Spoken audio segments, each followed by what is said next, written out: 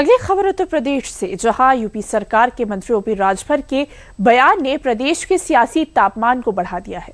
OP Rajbhar ने सपा प्रमुख अखिलेश यादव के चाचा राम गोपाल की ओर से लिखी गई कथित चिट्ठी का जिक्र करके क्या कुछ कहा और इस पर सपा प्रमुख अखिलेश यादव की क्या टिप्पणी सामने आई है, देखिए इस रिपोर्ट में। सपा में बड़ी टूट के दावे के साथ आया यूपी सरकार में मंत्री ओपी राजभर का ये ट्वीट बुधवार को यूपी समेत पूरे देश में उस वक्त सबसे बड़ा सियासी मुद्दा बनकर उभरा, जब बंगाल से लेकर महाराष्ट्र तक जोड़ तोड़ के दौर से होकर गुजर रही सियासत के बीच ओपी राजभर ने यूपी में बीजेपी की धुर विरोधी समाजवादी पार्टी के जल्द ही पूरी तरह बीजेपी में शामिल होने का बड़ा दावा कर दिया। मार्केट में माल बिकेगा तभी लोग खरीदेंगे। टिकाऊ नेता पैदा करो, जो बिकने वाला पैदा करोगे तो बिकेगा, ना बिकने वाला समाज तैयार करो।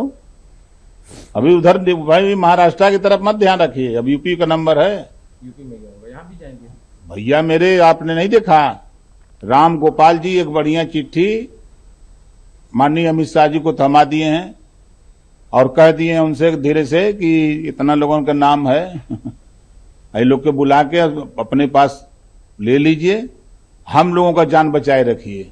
ओपी राजभर ने सपा प्रमुख अखिलेश यादव के चाचा राम गोपाल की ओर से लिखी गई कथित चिट्ठी का जिक्र कर यूपी का सियासी तापमान भी बढ़ा दिया और सियासतदारों से लेकर राजनीति के जानकारों तक हर किसी को हैरत में डाल दिया। तो अखिलेश जी मदद राम गोपाल से कराते हैं, वो चिट्ठी दिए हैं कि इतने सांसदों को आप अपने पास बुला लीजिए, ये सब आपके साथ चले जाएंगे। ओपी राजभर के इस दावे पर यूपी के राजनीतिक गलियारों में सियासी हलचल तेज हो गई है।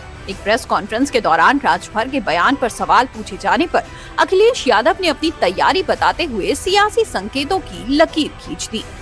उत्तर प्रदेश में अगर आप देखेंगे तो उत्तर प्रदेश में भी समाजवादी पार्टी के कई विधायक, एमएलसी, राज्यसभा उन्होंने तोड़े थे।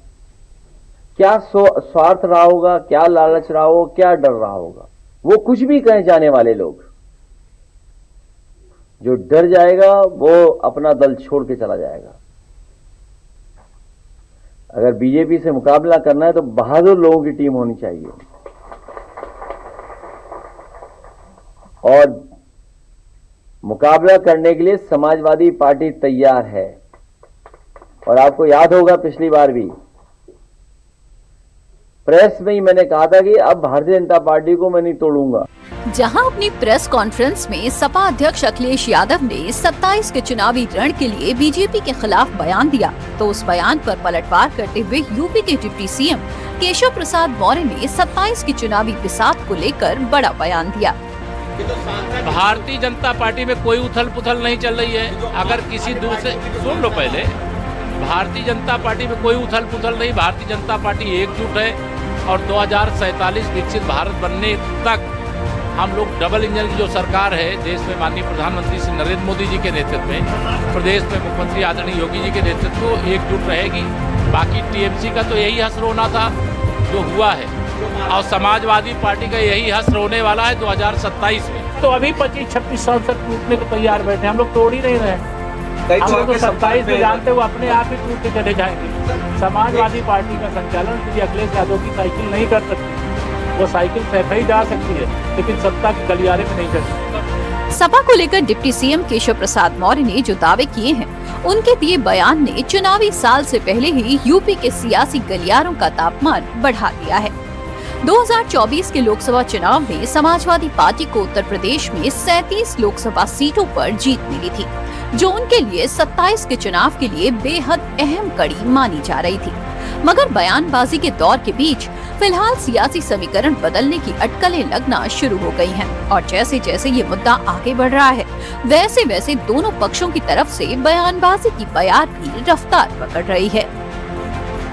देखिए, ये सब झूठी बातें हैं।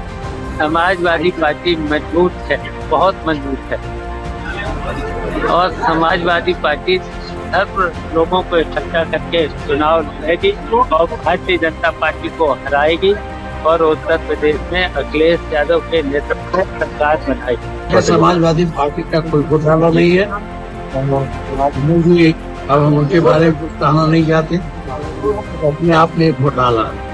इस पार्टी को अपने परिवार से आगे सोचते ही नहीं, और जब कोई व्यक्ति इनको शीशा दिखाता है तो इस प्रकार की भाषा का इस्तेमाल करते हैं। राजभर जी ने सिर्फ शीशा दिखाया कि ऐसी जानकारी है उनके पास कि पार्टी में अंदर खलबली है, समाजवादी पार्टी में अंदर खलबली है। पश्चिम बंगाल और महाराष्ट्र के बाद अब यूपी में पार्टियों के सियासी समीकरण बदलने की अटकलें तेज हो चुकी हैं। विपक्ष जहां इन अटकलों को गलत ठहरा रहा है, तो पक्ष इन अटकलों पर विपक्ष को घेरने में कोई कोर कसर नहीं छोड़ रहा है। अब देखना यह है कि 27 के चुनावी रण में किसके दावे हकीकत बनते हैं और कौन से दावे अटकलों के बाजार तक ही सीमित रह जाते हैं।